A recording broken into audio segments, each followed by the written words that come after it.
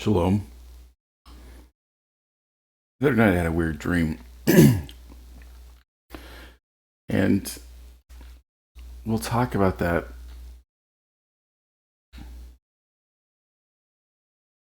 And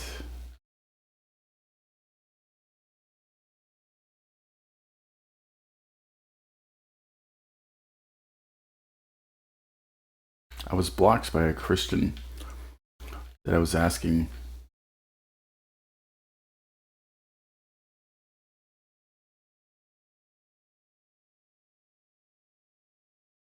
just a question. Because she claims that she's a prophet of God, that she hears God. So I asked her, why does the New Testament contradict the Torah?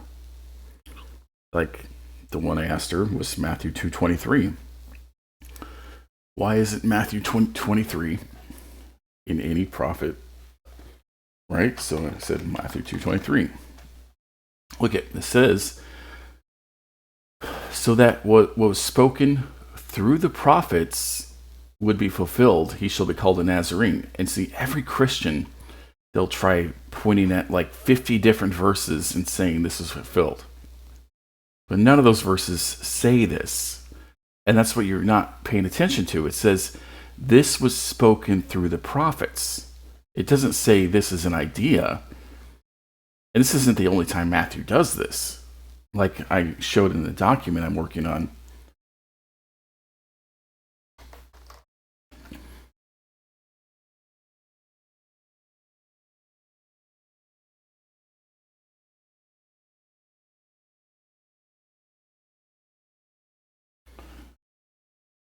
I added the genealogy to this now, so I went through the genealogy and compared it to the Tanakh.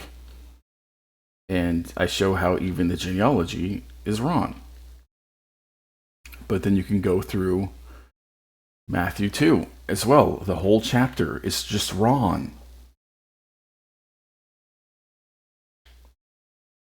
Matthew 2:6. But you, Bethlehem, in the land of Judah, are not the least among the rulers of Judah, for out of you will come a ruler who will shepherd my people Israel.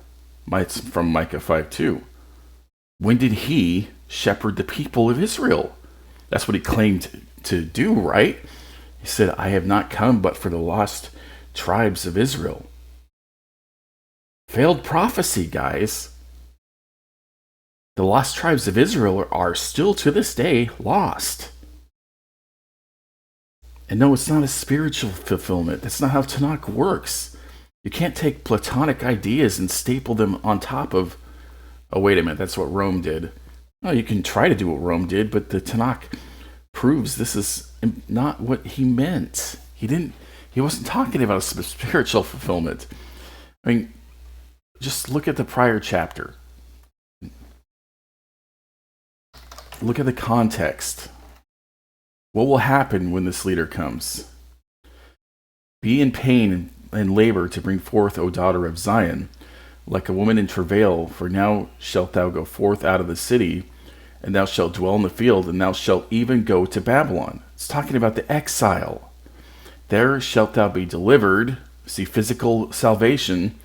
There Jehovah shall redeem thee from the hand of thine enemies. Now also many nations will be gathered against thee, which is what happens in Ezra and Nehemiah, that say, let her be defiled, and let her eye look upon Zion. And they know not the thoughts of Jehovah, neither understand his counsel, for he shall gather them as sheaves into the floor. See, it's about gathering them back into the land. And all these promises are not inventions. They are trying to explain how they see Deuteronomy 30 happening. Now it shall come to pass when all these things come upon you, the blessing, the curse which I have set up before you, and you call them to mind among all the nations where Jehovah your Elohim drives you, your God. See, it's about being driven into exile, not spiritually, physically. And then you return to Jehovah. Return to Jehovah. Not to JC, to Jehovah. and obey his voice, according to all that I command you today, you and your children, with all your heart, with all your soul, and then Jehovah, your God, will bring you back from captivity, and have compassion on you, and gather you again from all the nations where Jehovah, your God, has scattered you. If any of you are driven out to the farthest parts under the heaven, from there Jehovah, your God, will gather you, and from there he will bring you. Then Jehovah, your God, will bring you to the land which your fathers possessed, and you shall possess it. He will prosper you and multiply you more than your fathers. But what does the cursed object tell you? Sell everything and follow me. Curse yourself. Cut off your hands, cut off your feet, pluck out your eyes. Mutilation makes you unclean.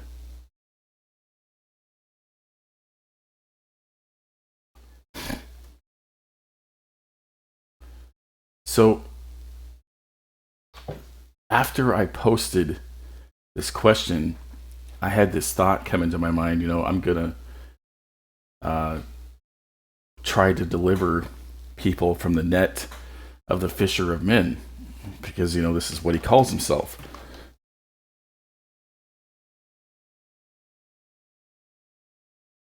In Mark 1:17, then JC said to them, "Follow me, and I will make you become fishers of men." And why would this be a positive thing? What does a fisherman do? He catches his fish, he guts it, he cleans it, he eats it after cooking it in the fire. "Behold, I will send for many fishermen," says Jehovah, "and they will fish them, and afterward I will send for many hunters, and they will hunt them from every mountain, every hill, and out of the holes, every rock." See, the two are very interconnected. The fisherman and the hunter. The hunter of men is Nimrod. The fisher of men is also a form of Nimrod.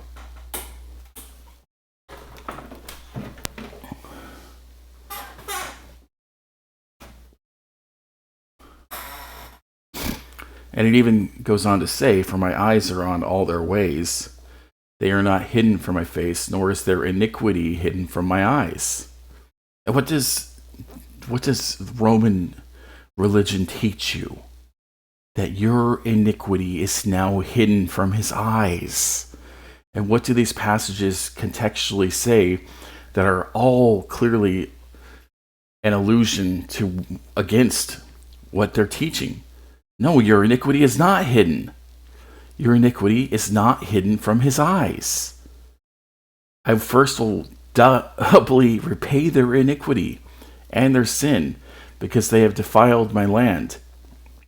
They have filled my inheritance with carcasses of their detestable and abominable idols. O Jehovah, my strength and my fortress, my refuge in the day of affliction, the Gentiles shall come to you from the ends of the earth and say, "Surely our fathers have inherited lies and worthless and profitable things. Will a man make God for himself, which are not gods?" Isn't that what they've done? They've taken a man and made him God. Well, look at the next chapter, guys. "The sin of Judah is written with a pen of iron. With the point of a diamond, it is engraved on the tablet of their heart, on the horns of your altars, while their children remember their altars and their wooden images by the green trees on the high hills. O my mountain in the field, I will give you as plunder your wealth, all your treasures, and your high places of sin within all your borders. And you, even yourself, shall let go of your heritage which I give you. I will cause you to serve your enemies in the land which you do not know." Again, physical, not spiritual. "For you have kindled a fire in my anger, which shall burn forever." What else do the Romans say? They cry out for the fire of their alien spirit to fill them up. Because, that's what John the Immerser says. One is coming to immerse you in the fire. And they see this as a positive thing. But the fire is judgment. It's his anger, his wrath, and you're calling for it to come upon you.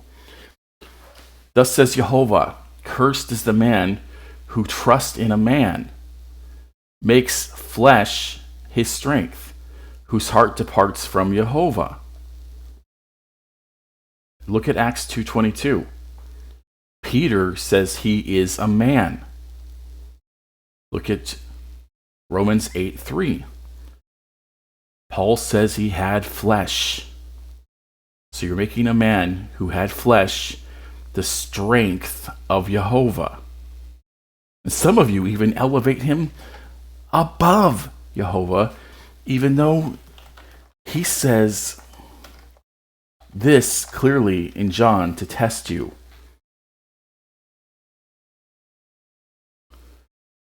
In John 14:28, I am going to the Father, for my Father is greater than I.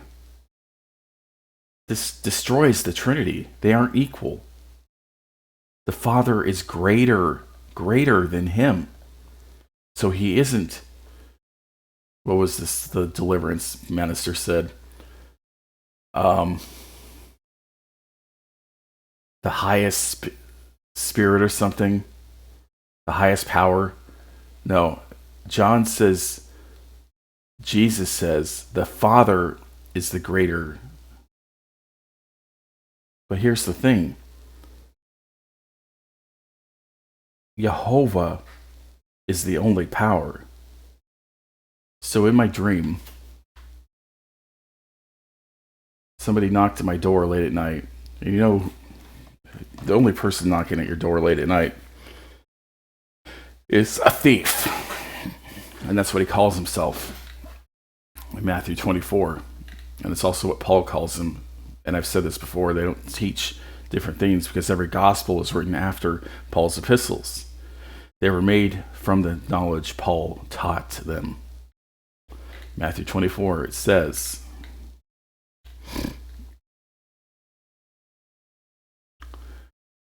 verse 43, but know this, that if the master of the house had known what hour the thief would come, who's the thief? He is. He would have watched and not allowed his house to be broken into.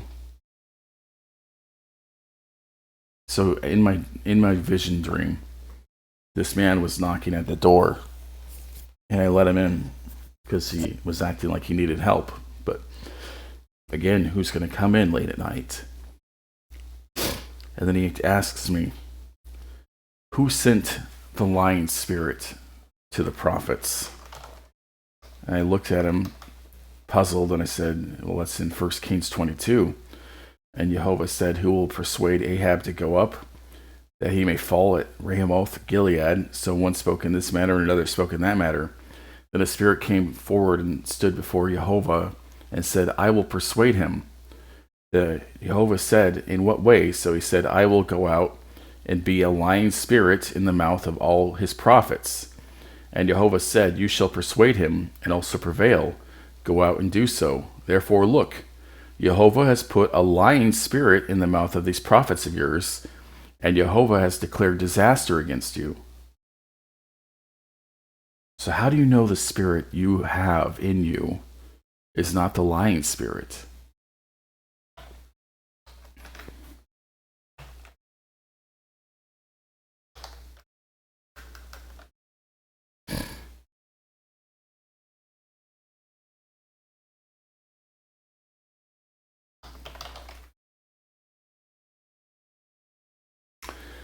He also talks about this in Hosea.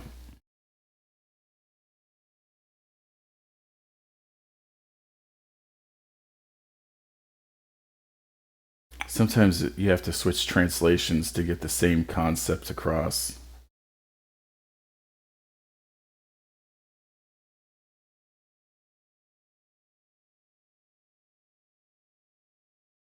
It's especially true when looking for the carpenter. Oh, I think it uses the word deceit in that context. Hold on. Hosea.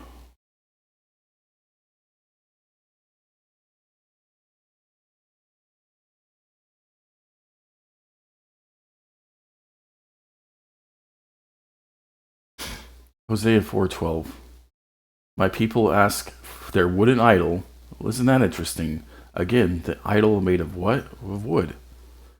And their diviner's wand declares to them, for a spirit of harlotry has led them astray, and they played the harlot, parting from their God, just like Jeremiah 17:5. And this one's connected to what? The wooden idol.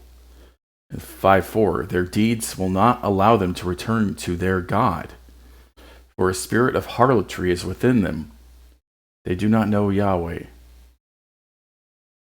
And I think that's what Father was trying to tell me. I'm trying to pull them out of their deception, but he's allowed it. And the guy in the dream, he went on to say, who put the evil spirit in Saul for his disobedience? I replied, Jehovah. In 1 Samuel 16:14, now the spirit of Jehovah departed from Saul, and an evil spirit from Jehovah terrorized him. Why are Christians continually doing deliverance? Because this evil spirit is terrorizing them, and they call on the greatest spirit they believe, JC, and it stops momentarily. But they haven't returned to Jehovah. They're still under a lying spirit, and the evil spirit will return, and it will terrorize them. Saul's servants then said to him, behold, now an evil spirit from God is terrorizing you. So it doesn't come from Satan, it comes from God, from Jehovah. So after he told me this, he looked angrily at me and he said,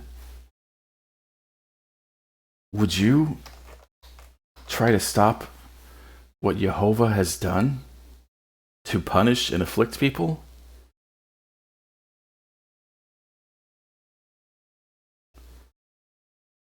And then I was humbled.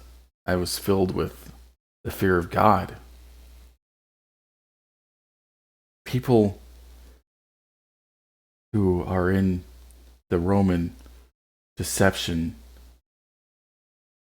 are given over to that because of their idolatry, their lack of humility, their pride. Worse are the ones that say God can't see their sin. And they actually, they preach this to people. And now God sees the perfect righteousness of the idol man and not their sin. Isaiah 45:7, the one forming light and creating darkness, producing peace and creating calamity. I am Jehovah and do all these things. What's calamity in Hebrew? That's the word ra, which means evil, wickedness, wicked, mischief, hurt, trouble, affliction, adversity. It doesn't come from the quote-unquote enemy. It comes from Jehovah because of your wickedness.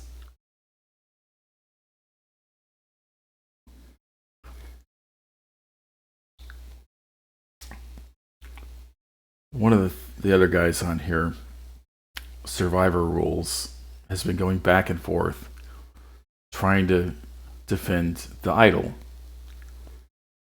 Did they believe in Moses? Then Israel saw the great hand which Jehovah had used against the Egyptians, and the people feared Jehovah, and they believed in Jehovah and his servant Moses. And I told them that, they trusted in Moses. This is not the same concept as Paul's faith. This brother says, even Psalm 119 says God's commandments are immuna. This is not Pauline faith or even trust. And he's right, it's not. It's deeper than that. It's definitely not what Paul's talking about. And I go into that big time in one of these threads. Let's see if I could find that again.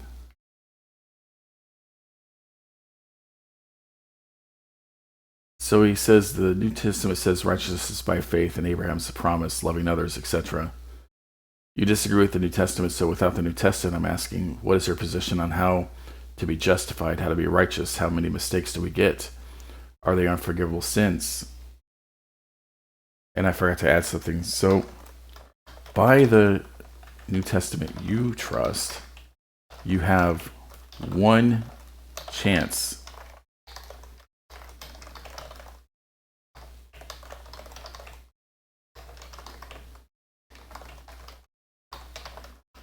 (18) Hebrews 6, 1-6, Hebrew 10, 26-31, and 2 Peter 2, 20-22. All of these, that if you sin again after accepting him as your Savior, then you have no more sacrifice for sin, but expectation of judgment.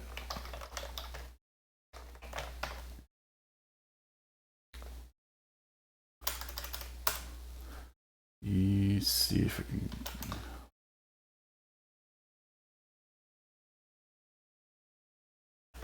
Clean this up a little bit.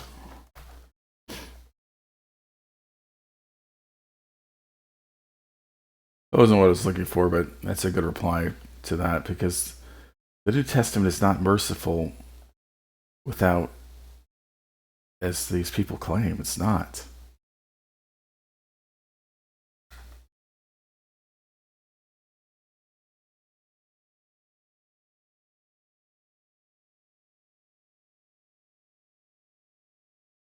Yeah, here it is. So in Galatians 3, he calls the law a pedagogue. And this is so insulting. This idea that the law is a pedagogue.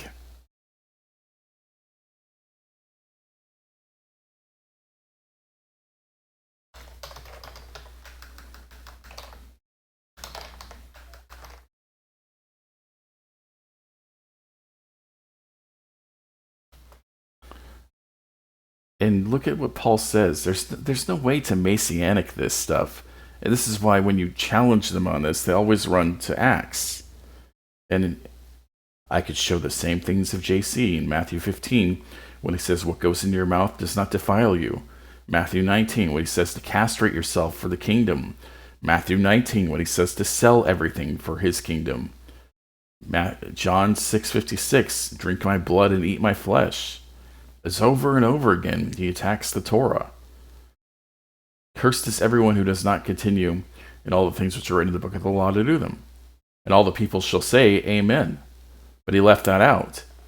What he tried to say, though, is that as many as are the works of the law are under the curse. Because if you do works, apparently you're cursed. But that's not what it's saying.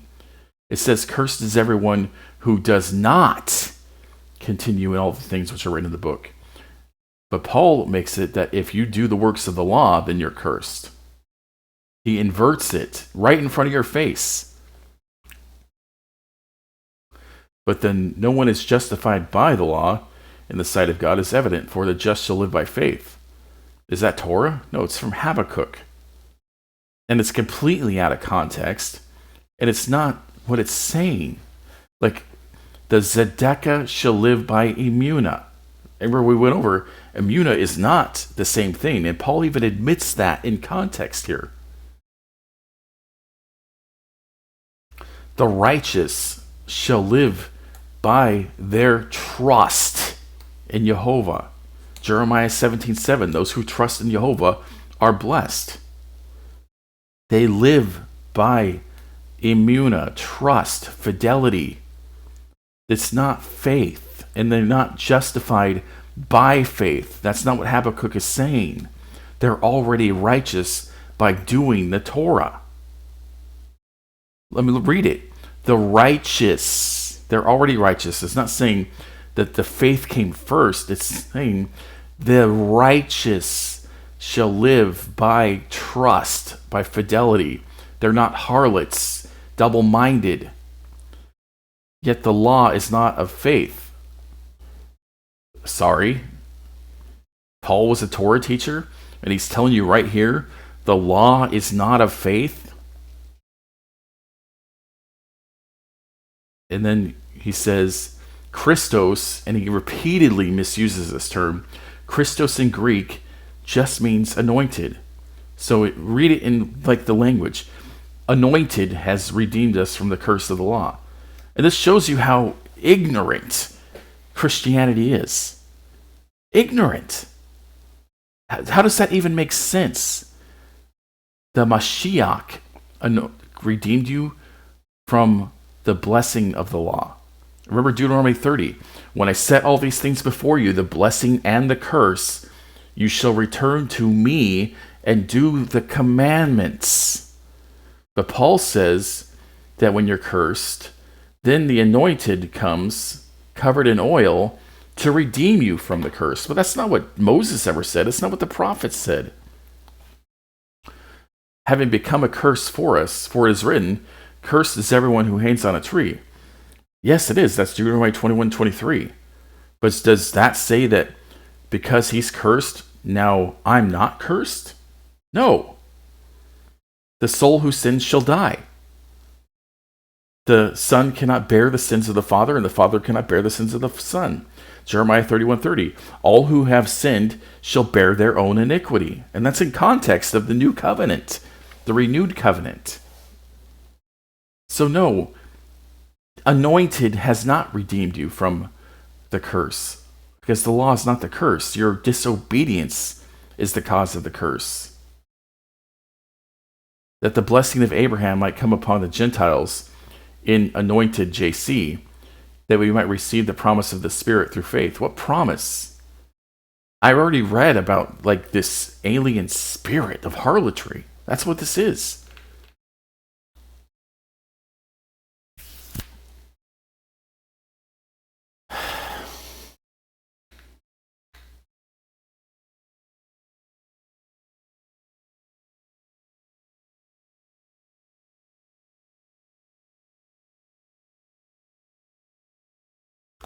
What purpose then does the law serve?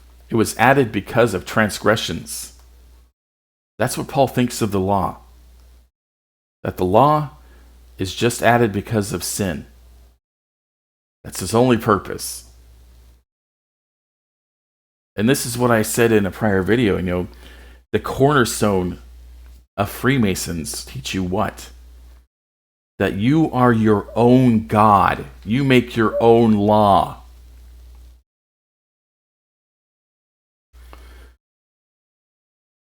Is the law then against the promises of God? Why would he be saying this? Haven't you read the Torah and the prophets that it is the promise of God? Psalm 119, 142, that it is perfect and it is truth? Certainly not. For if there had been a law given which could give life, Deuteronomy 30 says that Torah gives life. Proverbs 6:23, truly righteousness would have been in the law. Deuteronomy 6:25, those who do the law are righteous. But the scripture has confined all under sin. No, it hasn't. This is an absolute 100% lie. That the promise by faith in JC might given to those who believe. But before faith came, look at this. Look at this. Before faith came, it means it was not in the Torah. It's not in the prophets. It's a new teaching from Paul. And if it's a new teaching, you're supposed to do what? By the instructions in the Torah. You are to reject it because it's not given by Jehovah to his original mediator, Moses. We were kept under guard by the law. Kept under guard, what does that mean? He's treating the law like a slave master. Kept for faith, which would be afterward be revealed. So this is why it's not in the Torah and the prophets. It's Paul's private, personal revelation. And these Messianics want to say that Paul isn't teaching anything new. He's teaching Torah. He admits it right here, that this faith he's teaching is a new thing. And if you, again, dig into the Greek, what is he talking about? Faith is the word pistos. Why did they choose this word? Who is he talking to? The Galatians, a pagan audience. So a pagan audience hears pistis. What do you think they're going to say?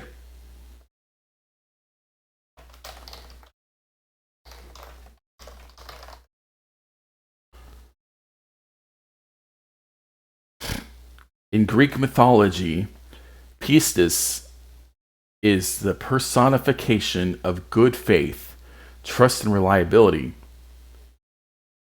In Christianity, in the New Testament, pistis is typically translated as faith. The word is mentioned together with other such personifications as elpis, the spirit of hope, sophrosyne, Sophia as well, by the way, and the Karaites. In Greek mythology, the Karaites, or the Graces, were 3 or more goddesses of charm, beauty, and nature, human creativity, goodwill, fertility. Hesiod names 3: Aglaia, shining; Euphrosyne, joy; and Thalia, blooming.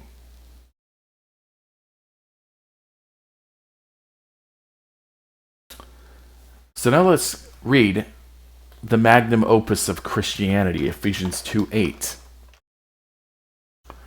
For by the Karaites, these 3 goddesses, you have been saved through pistis, the messenger of the Greek gods, written to a Greek audience. Look at the Karaites have come to save you through pistis. And this is not of yourselves, it is the gift of God. Not of works, that no one may boast. And this is called a logical fallacy, guys. That those of us that work righteousness, we just boast in it all the time. No. This is absolutely false. And the New Testament is written in such a way that if you truly are a seeker of Jehovah, you will see how often Paul lies. He talks about no one boasting, and then he spends all of his time boasting.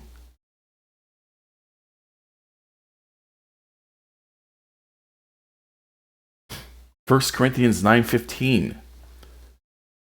For it would be better for me to die than have anyone make my boast an empty one. He also talks about this in 2 Corinthians. It is necessary to boast. So this is probably why he thought that those who were absolutely striving to work what's right are just boasting and doing what's right. So he's saying, you know what? I'm going to boast in my false god of faith.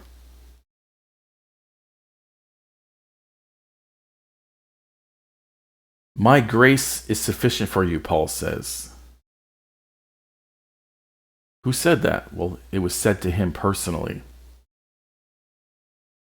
But let's look at that word, because that's quite interesting. That in the book of Isaiah,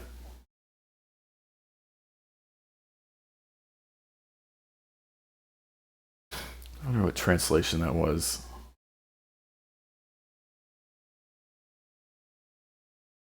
Isaiah 26:10.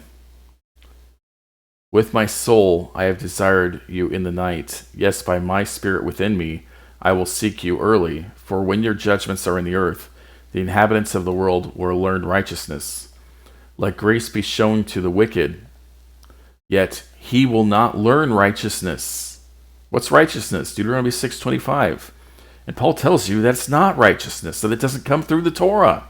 This is why you don't learn.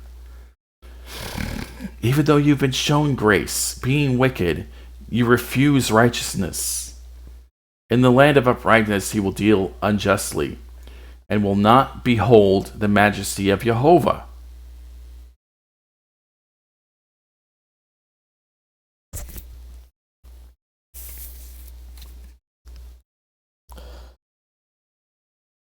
I pray so earnestly my family sees the truth. But I know why they don't. And it just breaks my heart. It breaks my heart so much. Deuteronomy 29:4, yet Jehovah has given you a heart to perceive.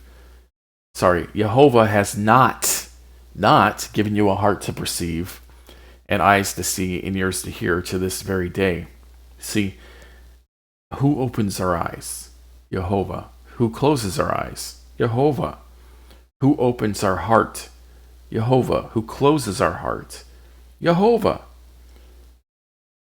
And this is what Psalm 49 is about. Psalm 40, which the New Testament misquotes in Hebrews 10.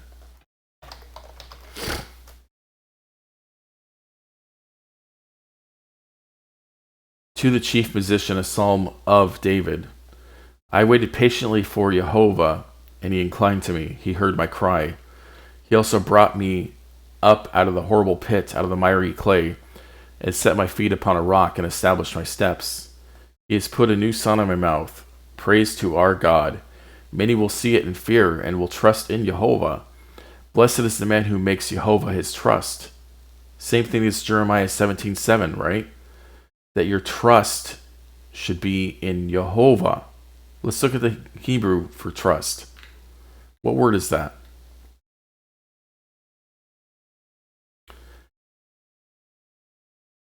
Mipta? Strong's H, 4009. Mivtach. Mivtach. It does not respect the proud, nor such as turn aside to lies. So when the lying spirit comes, knocking at your door in the middle of the night, do you open it for him, letting sin in? Many, O Jehovah, my God, are your wonderful works which you have done, and your thoughts toward us cannot be recounted to you in order.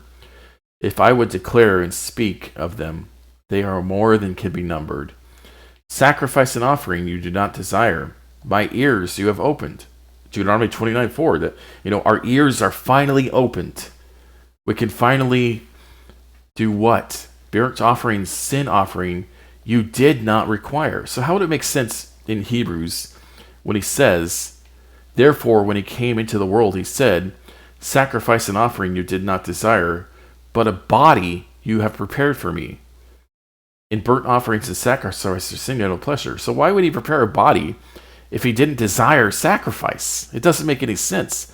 But it's also not what it's saying. It's saying he's opened our ears, finally. Our ears are opened. We can shema. Then I said, behold, I come. Who's I? David. Behold, I come. In the scroll of the book it is written of me. I delight to do your will, O my God, and your law is within my heart. Isn't it interesting? The author of Hebrews leaves that out.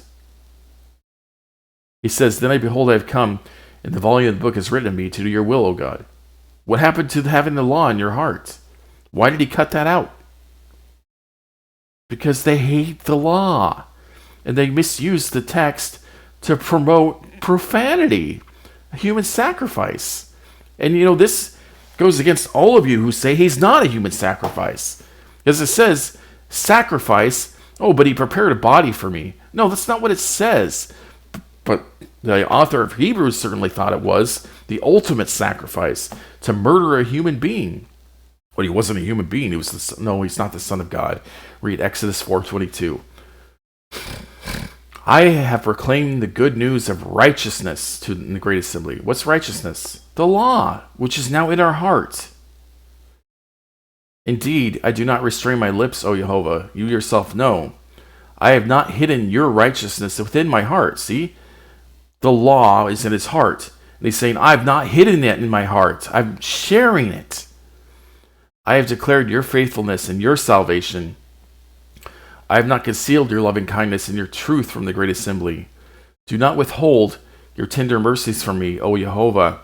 Let your kindness and your truth continually preserve me. For innumerable evils have surrounded me. My iniquities have overtaken me, so that I am not able to look up. They are more than the hairs of my head, therefore my heart fails. And isn't it interesting, like, when you actually read something in context, you see a verse like this that just absolutely, utterly demolishes the New Testament interpretation. If Psalm 45 and 6 are about him, as the book of Hebrews says, then so is Psalm 40:12, that says, my iniquities have overtaken me, about JC. They are more than the hairs of my head, therefore my heart fails me. Be pleased, O Jehovah, to deliver me. O Jehovah, make haste to help me. Let them be ashamed and brought to mutual confusion, who seek to destroy my life. Let them be driven backward and brought to dishonor, who wish me evil. So those who are seeking to destroy the one speaking, David is saying, let Jehovah destroy them. Let them be confounded because of their shame, who say to me, aha, aha. Let all those who seek you rejoice and be glad in you. Let such as you love your salvation say continually, Jehovah is magnified. But I am poor and needy, yet Jehovah thinks upon me. You are my help and my deliverer. Do not delay, O my God.